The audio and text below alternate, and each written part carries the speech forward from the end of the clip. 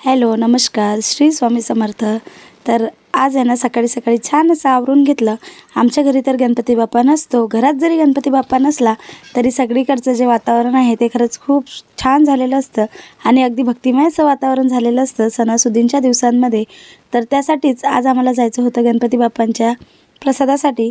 तर त्यासाठीच आम्ही छान अशी रेडी झाली आणि आम्ही निघालो.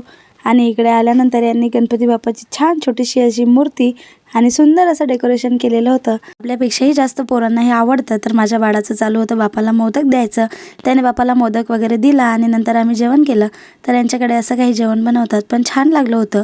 मी पहिल्यांदाच टेस्ट केलं. त्यानंतर जेवण वगैरे केलं आणि आम्ही आलो दुसरीकडे. तर इकडे सुद्धा छान असा गणपती बाप्पांचा देखावा त्यांनी केला होता आणि त्यानंतर यांच्याकडे भजन होतं.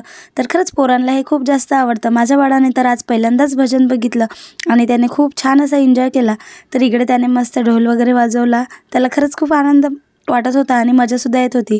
तर त्यासाठीच आम्ही थांबलेलो. इकडे टाळ वगैरे वाजवले आणि मस्त त्यांनी भजनाचा आनंद घेतला.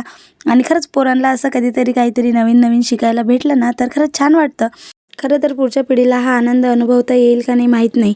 आपल्या वेळेला तर भरपूर अशी भजनं कीर्तनं वगैरे आपण लहानपणी बघितलेली आहेत. तर असा होता आजचा दिवस. चला मग भेटू उद्या. तोपर्यंत बाय.